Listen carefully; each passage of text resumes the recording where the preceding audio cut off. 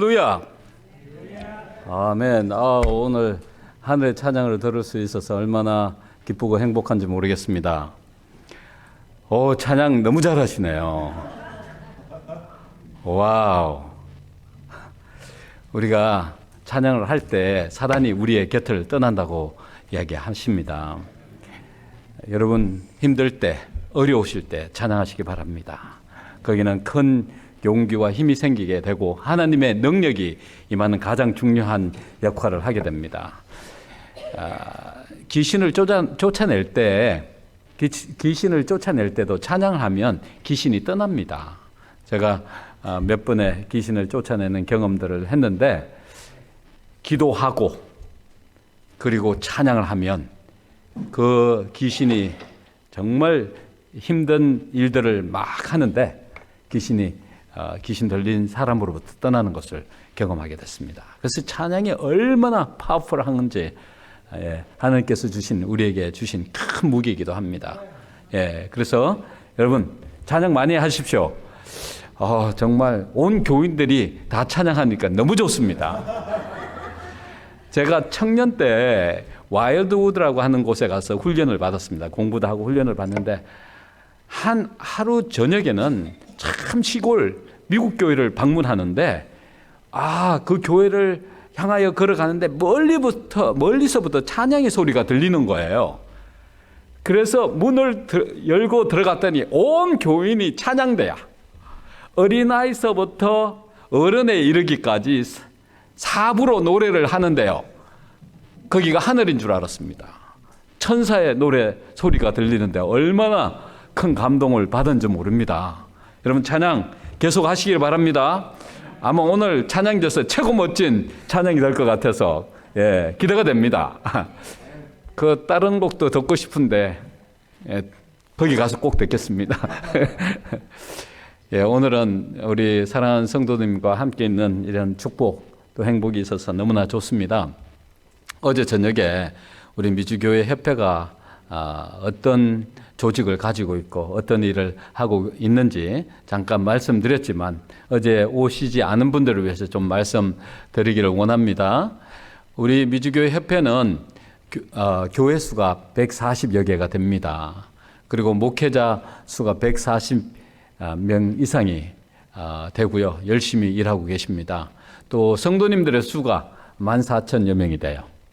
우리가 드리는 11금은 1,400만 불 정도 됩니다. 그래서 미주교회가 끊임없이 성장하고 발전하고 있습니다.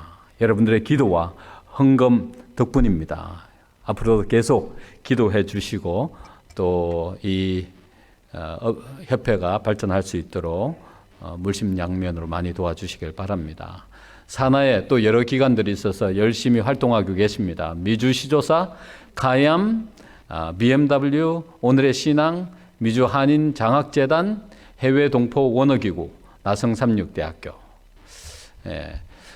제가 덴버에서 처음 목회를 시작했거든요. 목회를 시작해서 하나님의 큰 축복을 받고 있을 때에 우리 천명 선교사 본부에서 연락이 왔습니다. 그래서 저는 꿈이 있었어요. 우리 교회의 미래는 젊은 청년들을 정말 하나님의 말씀으로 훈련시켜서 일하도록 만들면 미래 하나님께서 우리에게 맡겨주신 사업을 온전히 다 마칠 수 있다고 하는 확신이 있었습니다. 그래서 그 부름을 받고 가서 이렇게 청년들을 교육하는 그런 일도 했습니다. 참으로 하나님의 큰 은혜를 통하여 가얌이라고 하는 조직이 있고 우리 어린아이서부터 어른에 이르기까지 이러한 선교를 할 수 있도록 그러한 기회를 만들어가고 있습니다. 여러분들 계속 기도해 주시고 도와주시기를 부탁드립니다.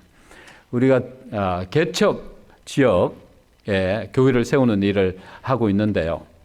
전진 사업이라고 합니다. 이 전진 사업이 시작한 이래로 17개의 교회가 개척되었습니다.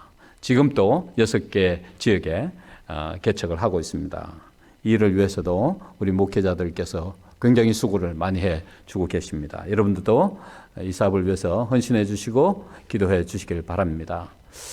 저는 윤동주 시인을 참 좋아합니다. 이분이 젊었을 때 정말 나를 사랑하는 마음으로 또 그리스도인의 한 사람으로서 멋지게 살았습니다. 이분의 시를 읽으면 정말 깊은 감동이 밀려옵니다. 얼마나 정말 하나님의 자녀답게 살려고 애를 썼는지를 깨닫게 됩니다. 죽는 날까지 하늘을 우러러 한 점 부끄러움 없기를 잎새에 이는 바람에도 나는 괴로워했다. 끊임없이 자기를 성찰하면서 하나님의 자녀로서 떳떳하게 살아가고 있는지를 생각하면서 살았다는 겁니다. 죽는 날까지 하늘을 우러러 한 점 부끄러움 없이 사는 것이 저의 소원입니다. 정말 이 일은 하나님께서 우리와 함께 계실 때 가능할 수 있는 일입니다. 사랑하는 성도 여러분들에게 하나님께서 임하셔서 일이 가능하도록 해주시고 여러분이 이 땅에 사는 동안도 가장 멋지게 살아가시기를 간절히 축원합니다. 오늘 여러분에게 드리고 싶은 말씀은 고린도후서 2장 14절부터 16절에 있는 말씀입니다. 우리 다 같이 한번 읽어보실까요? 항상 우리를 그리스도 안에서 이기게 하시고 우리로 말미암아 각처에서 그리스도를 아는 냄새를 나타내시는 하나님께 감사하노라. 우리는 구원 얻은 자들에게나 망하는 자들에게나 하나님 앞에서 그리스도의 향기니 이 사람에게는 사망으로 쫓아 사망에 이르는 냄새요 저 사람에게는 생명으로 쫓아 생명에 이르는 냄새라. 누가 이것을 감당하리요? 저는 14절에 있는 말씀이 너무나 좋습니다. 항상 우리를 그리스도 안에서 이기게 하시고, 할렐루야. 이거는 한 번씩 가끔 한 번씩 이기게 하시는 게 아니라 항상 이기게 하신단 말이에요. 멋지지 않아요? 예. 우리 자신이 능력이 있어서 똑똑해서 잘났어가 아니고 그분이 우리를 그렇게 이기게 해주신다는 겁니다. 그분이 우리를 떠나서는 우리가 할 수 있는 것이 아무것도 없습니다. 그분이 오시면 이 모든 일이 가능토록 해주시는 것입니다. 잠언 24장 16절에 보면 이런 말씀을 하셨어요. 대저 의인은 7번 넘어질지라도 다시 일어나려니와 악인은 재앙으로 인하여 엎드려지느니라 그랬어요. 의인이 몇 번 넘어진다고요? 7번 넘어진다고. 그러면 악인은 몇 번 넘어질까요? 예? 6번 넘어집니까? 한 5번 정도 넘어집니까? 예. 악인도 똑같이 7번 넘어집니다. 7번이라고 하는 수는 아까 전에 목사님 말씀하셨듯이 완전 숫자입니다. 그렇죠? 넘어지고 또 넘어지고 또 넘어지고 연약한 우리의 모습을 이야기하는 겁니다. 그런데 의인은 7번 넘어질지라도 어떻게 했습니까? 다시 일어났어요. 그러면 악인은 7번 넘어지면서 일어났을까요? 못 일어났을까요? 못 일어난 거예요. 악인과 의인의 차이는 일어나고 못 일어난 것의 차이입니다. 그러면 악인은 못 일어나고 의인은 왜 일어났을까요? 예? 예. 하나님 도우심 때문에 일어났어요. 물론요. 하나님의 도우심 때문에 일어나시죠. 그 악인은 못 일어나고 의인은 일어났단 말이에요. 왜? 그 차이가 무엇일까요? 악인은요. 벼룩이도 낯짝이 있는데 나도 나를 용서 못하는데 하나님이 어떻게 나를 용서하실까 하는 생각을 가지고 일어나기를 포기하는 것입니다. 계속 죄를 짓고 또 짓고 또 짓고 반복해서 지니까 자기 자신도 너무 힘든 거예요. 그러면서 생각하기를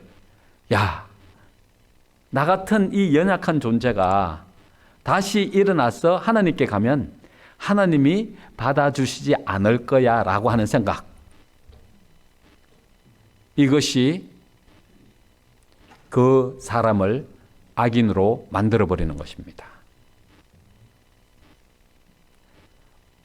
의인은요, 비록 연약하고 부족하고 넘어지고 상처 입고 그렇지만 다시 일어나서 하나님께로 가면 하나님께서 분명하게 받아주시고 용서해 주실 거라고 하는 사실을 믿고 일어나는 것입니다. 할렐루야. 의인과 악인의 차이는 정말 종이 한 장 차이라고 생각할 정도로, 근데 중요한 것은요, 의인은 하나님에 대해서 깊이 알고 있다고 하는 사실을 말해주는 것입니다. 악인은 아직도 하나님에 대해서 완전히 알지 못하고 있다고 하는 사실을 이야기해 주는 것이에요. 엘렌 선지자는 비록 우리가 사단의 소유물이 되어 있을지라도 하나님은 결코 우리를 포기하지 않으신다, 그렇게 말씀하셨어요. 하나님은 우리를 포기하실 수가 없습니다. 절대로 포기하실 수가 없습니다. 여러분, 이 땅에 여러분이 있고 싶으셔갖고 이 땅에 존재하시는 분 한번 손들어 보십시오. 여러분 원해서 존재합니까? 아니거든요. 여러분 부모도 선택하지 않았어요. 여러분이 이 땅에 존재하는 것은 누구 때문에 존재하는 것입니까? 하나님 때문에 존재하는 것이에요. 그분이 있으라고 하니까 우리가 존재하게 된 것입니다. 그런데요, 성경은요, 분명하게 우리가 누구를 닮았다고 이야기하고 있습니까? 하나님을 닮았다고 이야기하고 있습니다. 그분의 형상대로 우리를 창조하셨다고 말씀하고 있습니다. 우리의 자녀들은 누구를 닮았습니까? 우리를 닮았어요. 타락한 인간 부모도요, 우리 자녀가 최고로 행복하고 잘 되기를 소원하고 우리가 할 수 있는 모든 일을 다 할 것입니다. 그렇지 않아요? 그리고 가장 좋은 곳에 살게 할 수 있는 능력이 있다면 우리는 그렇게 할 것입니다. 그런데 전지전능하신 그 하나님이요, 우리를 이 땅에 있게 하시고 또 우리가 그분을 닮았으니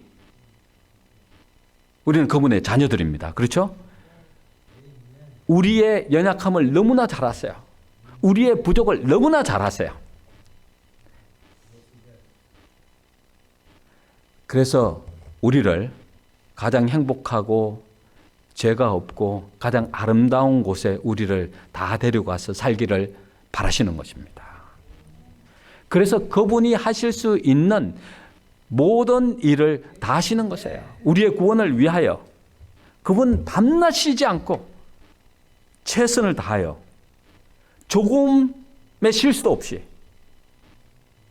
우리의 구원을 위해서 일을 하십니다. 그분은 졸지도 않고 주무시지도 않는다 그랬어요.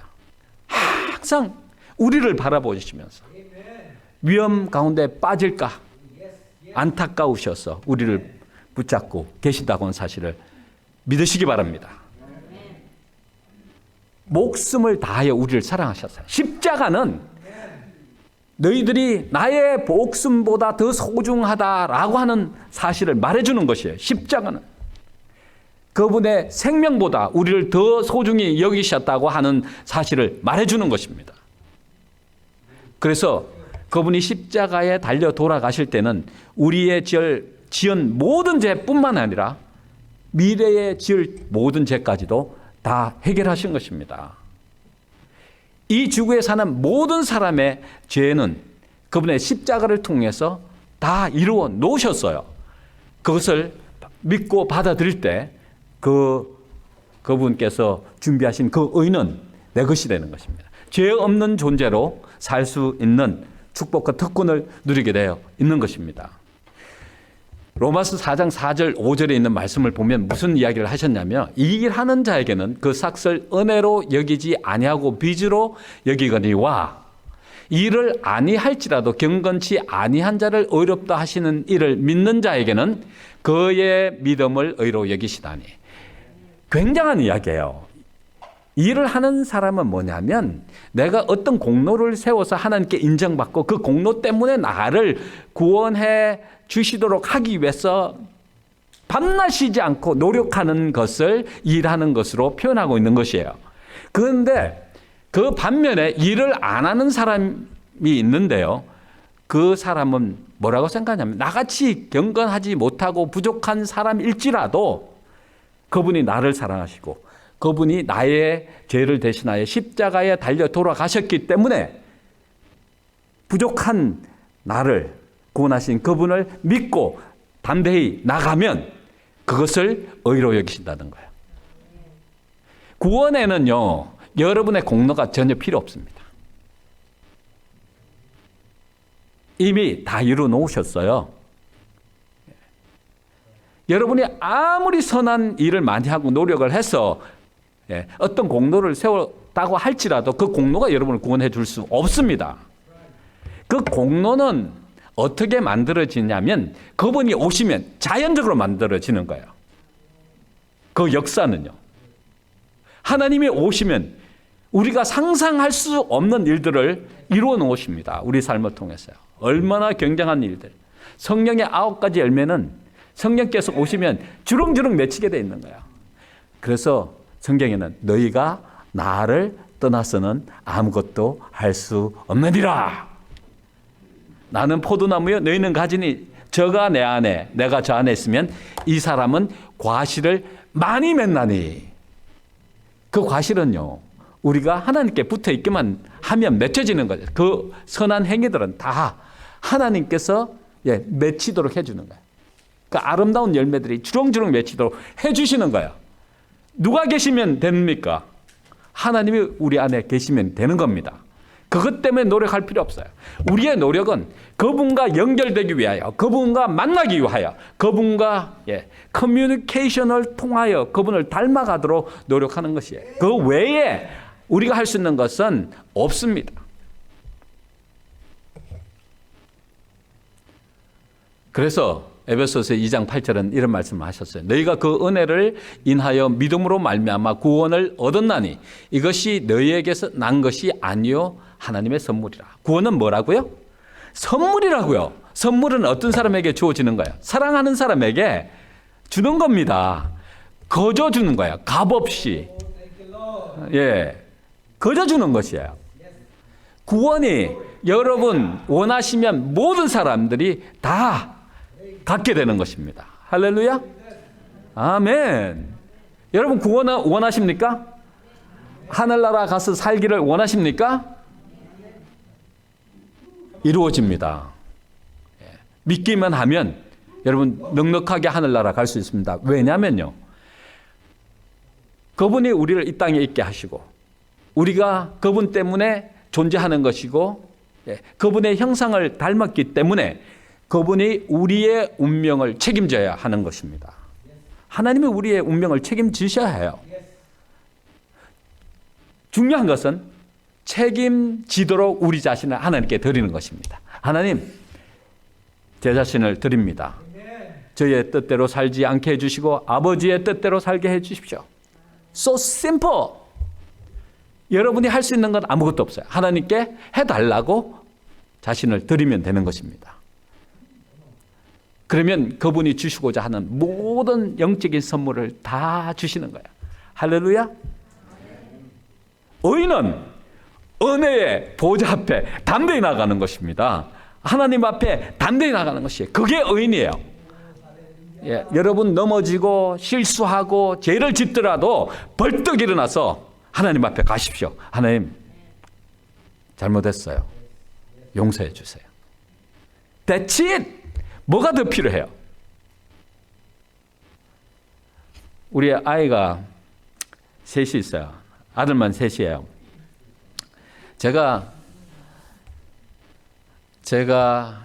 어렸을 때 아버님이 일찍 돌아가셨어요. 우리 아버님이 전매청 서장이셨고 그 다음에 교인이 아니셨어요. 굉장히 무서웠고 또 자녀들이 많으니까 아버지의 사랑을 받을 겨를이 없었어요. 또 일찍 돌아가 버리셨어요. 그러니까 우리 어머님이 9남매를 데리고 그때가 제 나이가 6살인데 생각해 보십시오. 6살에서 뭐 9살, 11살 뭐 이래 갖고, 그래서 우리 제일 큰 형님이 그때 25살이에요. 주렁주렁해요. 그래서 우리 어머니가 감당을 못할 정도에. 근데 그때 또 아버님 돌아가시기 전에 또 재산을 다 사기를 당해서 굉장한 어려움이 왔어요. 우리 가정에. 큰 시험이 왔죠. 그래서 어머니께서 이 자녀들을 또 성공하게 하려면 교육을 시켜야 하는데 어머니가 정말 힘드셔갖고 우리들을 고아원에 보냈어요. 그래서 제가 고아원에서 자랐습니다. 6살, 7살 때부터. 어머니의 사랑, 아버지의 사랑이 가장 필요한 그때에 고아원에 가서 살았어요. 제가 잊혀지지 않습니다. 어머니의 품을 떠나서 고아원을 향해 갔던 그때의 가슴 아픈 그 느낌은 아직도 지워지지 않고 있어요.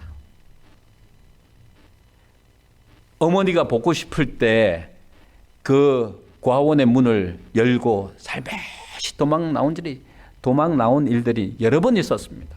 그럴 때마다 잡혀서 다시 들어가고. 또 자라다 보니까 배가 얼마나 고파요. 먹어도 배가 고픈데 넉넉하게 먹지를 못하니까 길거리에 가다가 먹던 사과 조각이 떨어졌으면 그것을 보고 얼마나 기뻐했는지 모릅니다.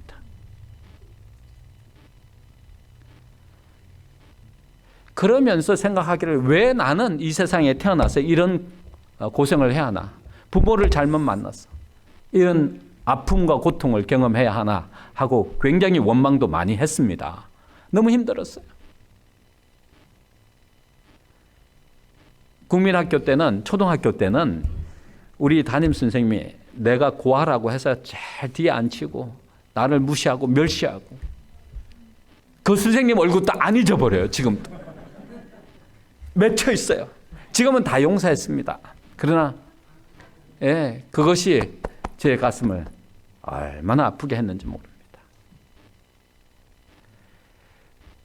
그래서요, 성경은 하나님의 사랑을 부모의 사랑과 연결시켜서 이해하도록 하셨는데 사랑이 가장 필요한 때에 사랑을 받아보지 못했기 때문에 정말 하나님의 사랑에 대한 확신, 구원에 대한 확신이 없었습니다. 너무너무 힘들었어요. 때때로 교회 안에 있으면서 정말 은혜로운 집회 때 눈물도 흘려보고 하나님의 사랑 더 깊이 느끼고 싶어서 애를 썼지만 잠시 있는 감동으로 거쳤습니다. 그래서 저는 그 속으로 그렇게 생각했어요. 나는 구원받지 못할 존재로 이 땅에 태어났나 보다. 그런 생각을 했어요. 신앙의 고민, 저를 항상 괴롭히셨어요. 그래서 제가 교회 안에 있으려고 노력했지만 교회 안에 있으면서 제 집사람을 만나겠는데 집사람을 만나면서 제가 그런 이야기를 했어요. 내가 아직도 하나님의 사랑과 구원의 확신을 느끼지 못했기 때문에 우리 결혼하면 아이 안 낳는다. 왜냐하면 아이를 낳고 난 다음에 내가 하나님의 사랑과 구원에 대한 확신을 가르쳐 주지 못하고 이 세상에서 그냥 고통당하면서 죽어가는 모습 더 이상 부모로서 볼 수가 없기 때문에 나는 결단코 아이를 안 가질 것이다. 그렇게 이야기했어요. 그 뜻이 무엇인지도 모르고 그냥 따라왔어요. 그래서 결혼하고 한동안 아이를 낳지 않았어요. 그런데 이제 제 친구와 제 집사람의 친구들이 자녀를 낳고 자주 왔다 갔다 했는데 이제 그 집에 자녀들이 생기니까 우리가 가면 조금 눈치도 주고 막 이래서 그 다음에 가지도 못하고 좀 외롭게 지냈어요. 한 번은 저에게 와서 우리 아이 하나만 낳자고 그래요. 그래서 제가 거절을 했죠. 내가 아이를 낳으면 정말 구원의 확신, 하나님의 사랑에 대해서 가르쳐주고 하늘나라 함께 갈 자신이 없다. 그래서 낳지 않는 게 좋겠다. 거절했어요. 또 얼마 지나서 또 와서 그 이야기는 내가 처음서부터 당신 처음 만났을 때부터 이야기하지 않았냐고. 우리 아이 안 낳는다고. 그래서 여러 번 거절했어요. 근데 한 번은 제가 이렇게 생각을 해보니까 이 세상에 수많은 남자들이 있고 또 능력 있는 사람들이 있는데 뭐 키도 작고 능력도 없는 저를 선택해서 소박한 자기의 행복을 느껴보려고 했는데 그 소박한 행복을 무참히 짓밟아버리는 굉장히 나쁜 사람으로 느껴졌어요. 마음이 아팠어요. 나 같은 사람을 선택해서 이러한 아픔을 경험하고 있구나 하는 것이 굉장히 자책이 되면서 아이 하나만 낳아서 잘 길러 보아야 되겠다 하는 생각을 했어요. 제 집사람 때문에. 그래서 집에 와서 여보 그러면 한 아이만 낳고 열심히 길러보자고. 그러면서 제가 그런 기도를 드렸어요. 하나님 저에게 아들을 주십시오. 제 딸을 주시면 제 딸이 저와 같은 고통을 겪는 것을 제가 부모로서 눈뜨고 볼 수 없을 것 같으니까 그 딸보다 아들이 조금 더 강하지 않습니까? 아들 주십시오. 그렇게 기도했어요. 그러고 나서 얼마 있지 않아서 아이가 생겼습니다. 그러고 난 다음에 첫째 아들을 낳게 된 겁니다. 근데 그 아이를 낳고 난 다음에 제 마음에 굉장한 큰 기쁨이 있으면서 삶의 의미가 달라졌습니다. 정말 삶의 의미가 달라졌어요. 아이를 바라보면 정말 기쁘고 행복한 거예요. 소중하고요. 그래서 아이가 없을 때는요, 제가 이 마음에 있는 신앙의 고민을 잊기 위해서 운동을 많이 했습니다.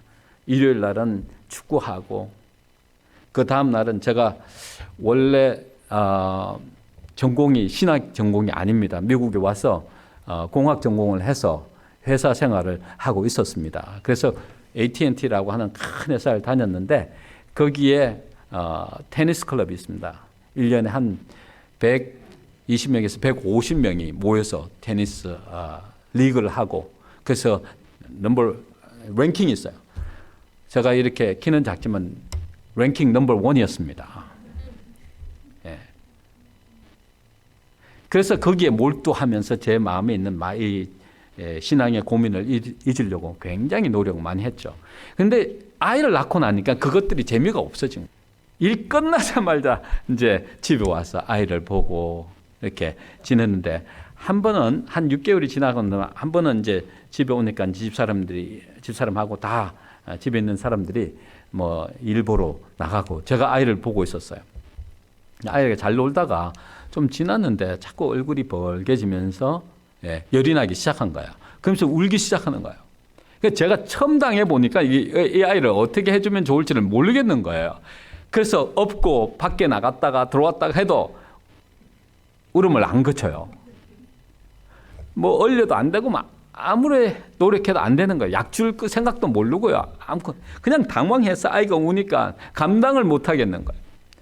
그 다음에 그 아이를 침대 위에 올려놓고 이런 기도를 드렸어요. 하나님, 이 아이가 이렇게 아파하는데 이 아이의 아픔을 저를 주시고요. 이 아이를 낫게 좀 해주십시오. 아버지라고 이 아이에게서는 도움을 줄 수 있는 절대자가 아버지밖에 없는데 제가 해줄 수 있는 것은 아무것도 없습니다. 이 아이의 아픔을 기꺼이 제가 가지겠습니다. 이 아이를 좀 낫게 해주십시오. 그렇게 기도를 드리고 있는 순간에요. 가슴이 막 뜨거워지기 시작하는 거예요. 그러면서 하나님께서 저에게 역사하시면서 내가 너를 얼마나 사랑하는지 이제야 깨닫겠니? 너를 살리고 싶어서 내 사랑하는 아들 예수를 이 땅에 보냈다.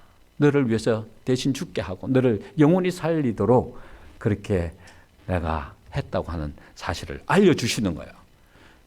그것을 통해서 깊은 감동이 있었습니다. 그 아버지가 나를 구원하기 위해서 그분이 사랑하시는 아들 예수님을 보내셔서 내가 죽어야 할 자리에 대신 죽게 하시고 나를 살려놓으셨구나 하는 사실을 깨닫는 순간에요. 이때까지 신앙의 고민으로부터 괴로워하던 그 모든 먹구름이 저의 마음에서 완전히 사라져버린 거예요. 내가 하나님의 아들이면 당연히 구원받지. 그분이 나의 연약함과 나의 부족함을 너무나 잘 아시고 나를 어떻게 하늘로 인도해 주실지를 최고로 잘 아시는 분이 나의 운명을 책임져 주시고 넉넉하게 나를 하늘까지 인도해 주실 거라고 하는 확신이 오는 겁니다. 할렐루야. 얼마나 행복했는지 모릅니다. 그때 이후로 제가 신앙에 그런 고민 때문에 괴로워하고 힘들어해 본 적이 없습니다. 우리 하나님이 얼마나 좋으신 분인지. 비록 우리가 7번 넘어질지라도 다시 일어나서 그분에게 나가면 그분은 우리를 용서해 주시고 구원해 주시는 겁니다. 할렐루야. 그래서 구원은 원하는 모든 사람에게 주시는 선물입니다. 아시겠습니까? 확신을 가지십시오. 할렐루야. 아멘. 여러분, 설교 말씀드릴 때요, 그것이 신속하게 내 삶 속에 이루어지게 하는 기도는, 가장 짤막한 기도는 아멘입니다. 그래서 아멘을 크게 하세요. 왜냐하면 저 때문에 하라는 게 아니고 여러분 자신 때문에 하라는 거야. 아멘의 의미 가운데 하나님, 저 하신 말씀이 저 삶 속에 이루어지기를 소원합니다 하는 뜻이에요. 그러니까 여러분, 목사님이 막 좋은 말씀 1시간씩 하시잖아요. 그 말씀이 다 이루어지기를 욕심을 가지셔야 돼요. 욕심을. 그래서 매 순간 아멘, 아멘 하고 계속 하세요. 그러면 목사님이 축복하신 모든 축복이 여러분의 축복이 되는 것입니다. 아시겠습니까? 예. 예스. 저는 이 말씀 너무너무 좋아해요. 다 같이 한번 읽어보시겠습니다. 여인이 어찌 그 젖먹는 자식을 잊겠으며 자기 태에서 난 아들을 긍휼히 여기지 않겠느냐. 그들은 혹시 잊을지라도 나는 너를 잊지 아니할 것이라. 아멘. 와우. 어떻게 자기 태에서 태어난 자식을 잊는 부모가 있겠습니까? 그렇죠? 예, 너무너무 소중하잖아요. 그렇죠? 우리 부모도요, 자식을 잊지 않으려고 최선을 다합니다. 최선을 다해요. 비록 내가 죽을지언정 내 자식을 살리려고 하는 것이 부모의 마음이에요. 이 세상에 존재하는 이 세상에 존재하는 사랑 중에서 그래도 퇴색되지 않은 사랑은 부모가 가진 자식에 대한 사랑입니다. 다른 사랑들은 많이 퇴색됐어요. 이성의 사랑, 친구의 사랑조차도 서로 배신하고 정말 믿었던 사람이 하루아침에 적이 되는 일들이 얼마나 많습니까? 그러나 아직도 퇴색되지 않는 사랑이 존재한다면 부모가 가진 자식에 대한 사랑입니다. 그것을 통해서 하나님이 우리를 얼마나 사랑하신지를 생각하시면 돼요. 부모가 가진 사랑의 억만 배, 아니 비교할 수 없을 만큼 우리를 사랑하세요. 예, 그 사랑. 인간 부모는 때때로 우리를 잊어버릴 수 있다는 거야.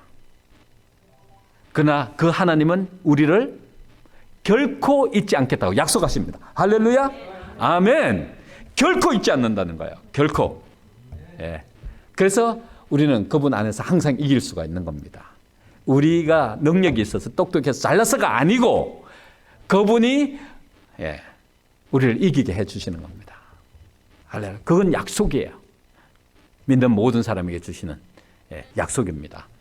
그리고 난 다음에 하시는 말씀이 우리로 말미암아 각체에서 그리스도를 아는 냄새를 나타내시게 한다. 예. 할렐루야.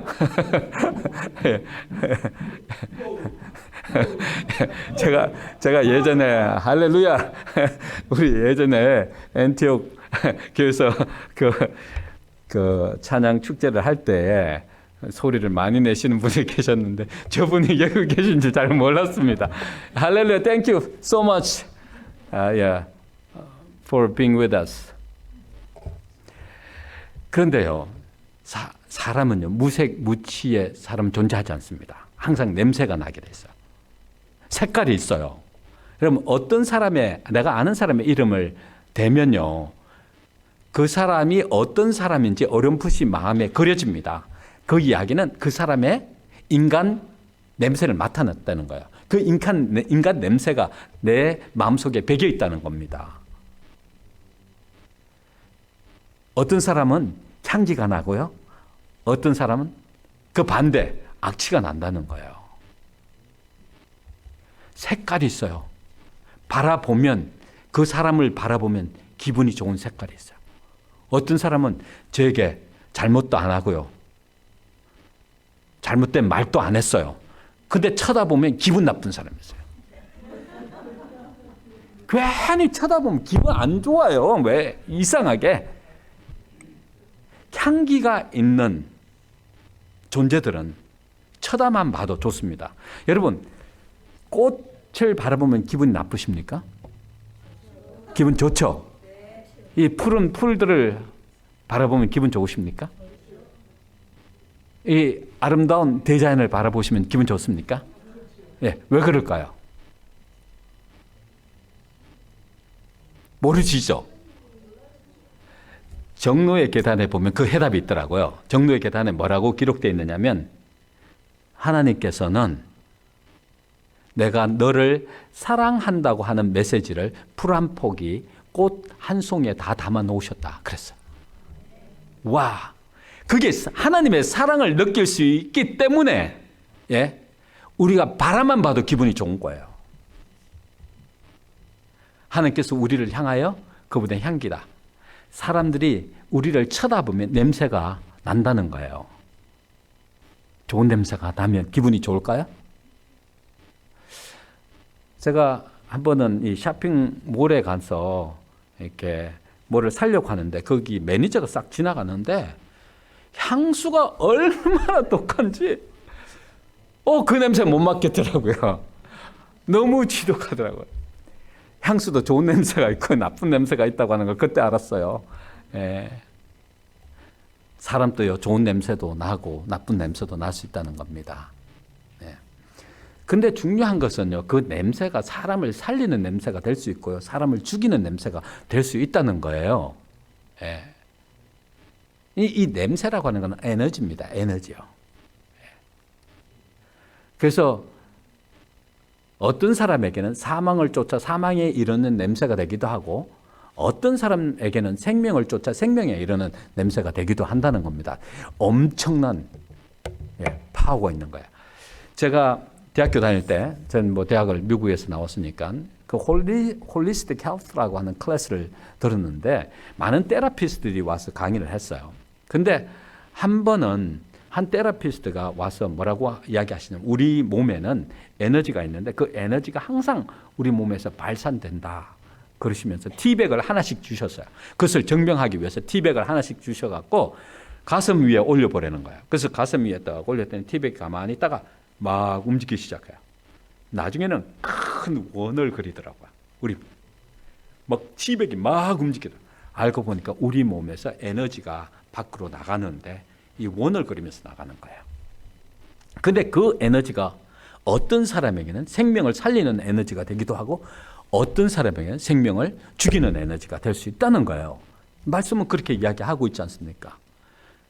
생명을 살리는 에너지를 가진 사람은 사람들이 볼 때 기분이 좋을까요? 나쁠까요? 기분이 좋겠죠. 우리가 꽃을 바라보면 하나님께서 우리를 사랑하신다고 하는 그 에너지가 거기 담겨져 있기 때문에 기분이 좋은 것처럼. 스티븐 브라운이라고 하는 사람이 그의 책에 이런 이야기를 썼습니다. 수의사인데요. 그 병원에, 자기 병원에 많은 사람들이 개를 데리고 오는데 이 개만 쳐다봐도 주인이 어떤 사람인지 알 수 있다 그래요. 와우. 그 말의 의미는 무엇입니까? 개도 주인의 행동에 영향을 받는다는 겁니다. 개도 주인 때문에 성격이 꼴지워진다는 거예요. 좋은 주인을 만나면 개가 굉장히 행복해 하고요. 아주 밝아요. 근데 나쁜 주인을 만난 개는요, 굉장히 어둡습니다. 제가 몇 주 전에 우리 사랑하는 아들을 보러 갔어요. 자, 버지니아 사는데. 근데 이 개가요, 젊은 세퍼트인데 태어나면서부터 좋지 못한 주인을 만났어요. 근데 한 6개월 동안 주인이 이 개를 데리고 있으면서 너무 많이 때리고 어뷰즈를 해갖고요. 제가 저 개가 사람만 보면 무서워해요. 피해요. 팍 이렇게 숨어요. 그래서 이 동물 보호소에서 이 개가 너무 성격이 어둡고 하니까 그냥 자연사 시키려고 그렇게 계획을 하고 있었어요. 근데 제 아들이 그것을 알고 어답트를 했어요. 이 개를 데리고 왔어요. 근데 이 개를 데리고 와서 사랑을 해주니까 그 사랑해 준 주인만 따라다니는 거예요. 주인만 믿어요. 너무너무 주인을 좋아해요. 주인이 가는 곳 다 따라다녀요. 근데 제가 주인들 오라고 하니까 안 와요. 이렇게 눈치 보고. 그래서 우리 카우치에 앉아 있는데 저 곁으로 오지도 않고 딱 자기 주인 뒤에 가서 딱 앉아서 저래서 마음 편하는 거예요. 얼굴도 많이 주인이 있으면요 굉장히 편안해하고 좋아요.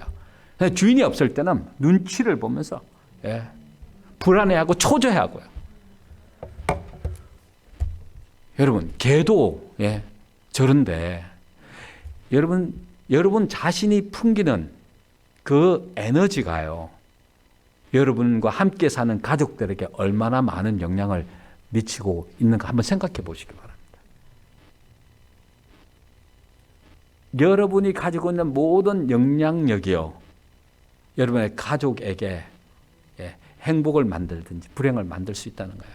좋은 성품을 가진 사람, 나쁜 성품을 가진 사람으로 꼴지어지게 하는 결정적인 역할을 할 수 있다는 거예요.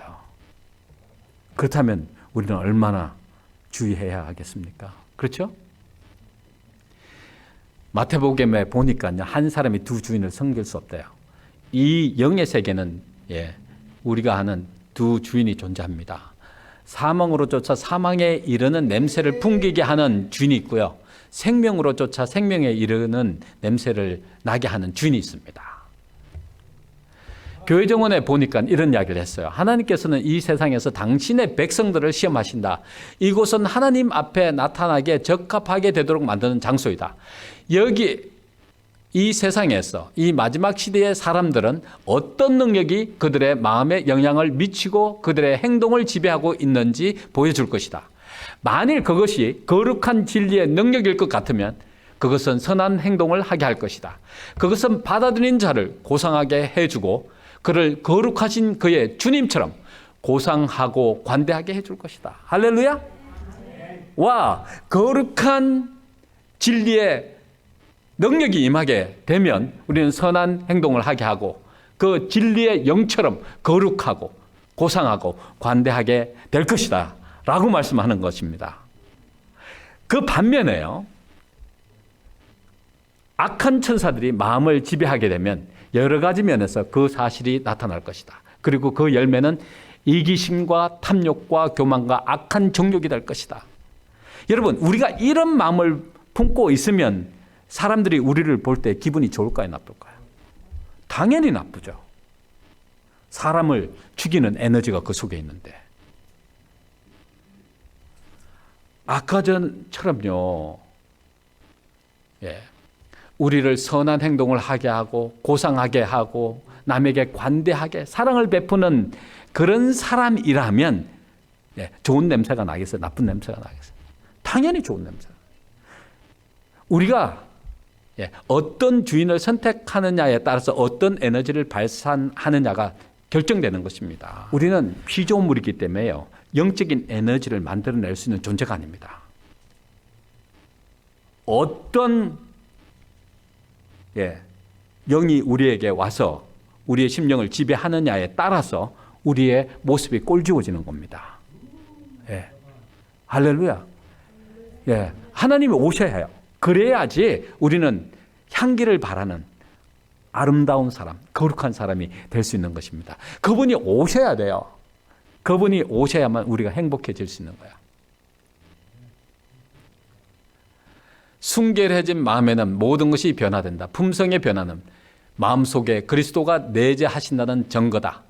하나님의 성령은 영혼 속에 새 생명을 나게 하시고 생각과 욕망을 그리스도의 뜻에 복종케 하신다. 그리하여 속사람은 그리스도의 형상으로 말미암아 다시 새로워진다. 할렐루야. 우리는 하늘을 향하여 가는 하나님의 거룩한 백성들입니다. 이런 모습으로 변해하고 이런 모습으로 살아갈 때 우리의 주위에 있는 모든 사람을 살리는 생명의 에너지를 발산하는 거룩한 존재가 될 수 있다고 하는 것입니다. 사랑하는 성도들이 그러한 존재가 되시길 간절히 축원합니다. 이 하버드 대학교 인생 특강이라고 하는 책에 보면요 이 하버드 로버트 머튼 교수가 이런 이야기를 했어요. 좋은 인간관계가 더 나은 인생을 만든다. 그렇게 했어요. 이 하버드 대학교 교수도 우리가 이 땅에 살아가면서 얼마나 가치 있게 살 수 있는지를 이야기하시는데 좋은 인간관계를 가져야지 모든 면에서 성공할 수 있다. 그런 이야기를 하세요. 그러면 하나님의 백성들은 더 엄숙한 사업을 하고 더 거룩한 사업을 하는 존재로서 성공할 수 있는 길은 모든 사람과 화평하고 사랑의 관계를 맺고 하나님의 축복들을 나누는 그런 일들을 해야 하는 것입니다. 그렇지 않아요? 끝나야 할 시간이 됐는데요. 예. 그래서요, 우리의 마음에 있는 것이 우리의 얼굴을 통해서 나타나게 되어 있습니다. 그래서 마음의 즐거움은 양약이라도 심령의 근심은 뼈로 마르게 하는다. 우리의 행복은 그분이 오시느냐 안 오시느냐에 달려 있는 것입니다. 이기심을 품고 살면요 괴로워질 수밖에 없어요. 그게 지옥입니다. 하나님 오셔서 사랑을 베풀고 살면 우리는 가장 행복하게 살 수 있는 것입니다. 그래서 우리가 있는 곳이 천국이 되어야 해요. 그 목적 때문에 하나님께서 우리를 이 땅에 있게 하신 것입니다. 요한은 그런 이야기를 했어요. 우리가 하나님을 볼 수가 없지만 우리가 서로 사랑하면 하나님께서 우리 안에 거하시고 그분의 사랑이 우리 안에서 온전히 이루어진다. 그렇게 했어요. 사랑 외에는 해답이 없어요.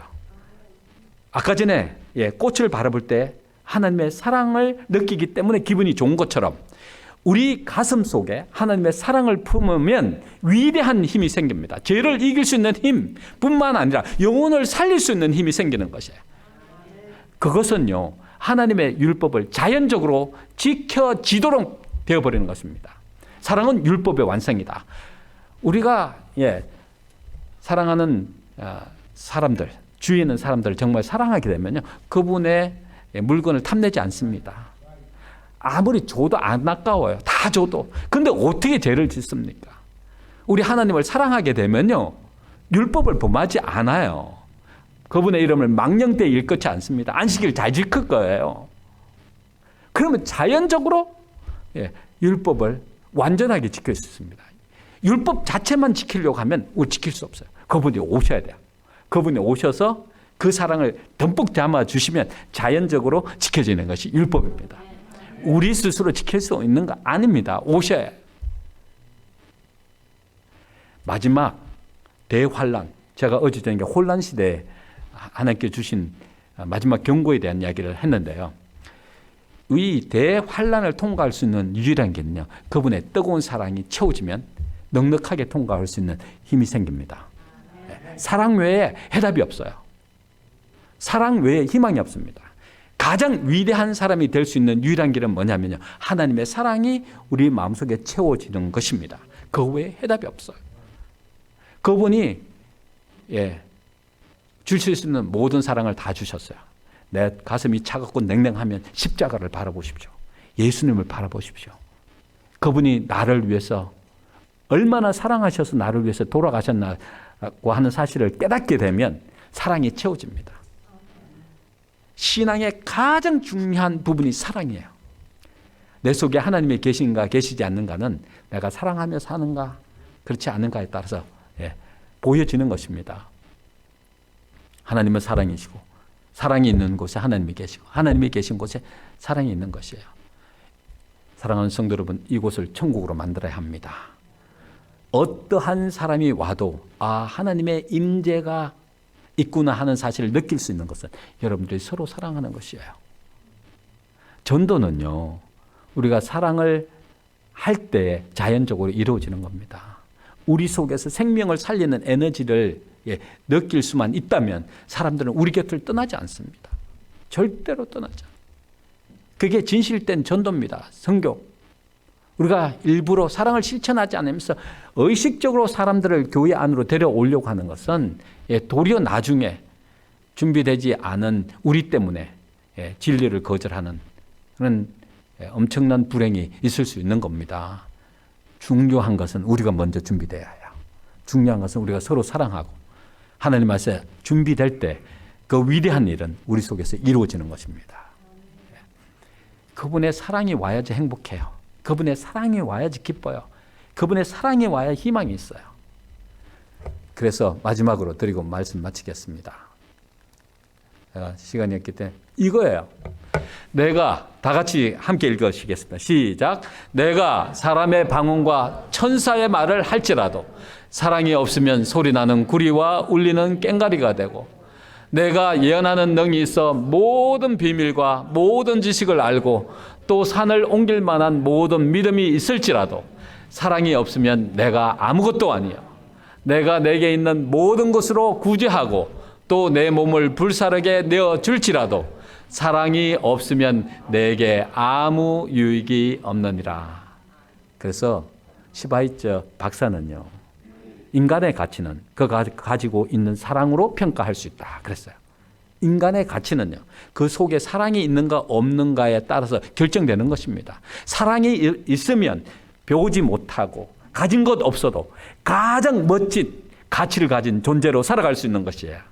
그것이 바로 하나님의 사랑이 채워질 때 우리는 가장 멋지게 살 수 있는, 그리고 남을 행복하게 만드는, 그래서 남을 하나님께로 인도하는 완전한 하나님의 종들이 될 수 있습니다. 이 축복을 영원토록 누리시길 간절히 축원하면서 말씀 마치겠습니다.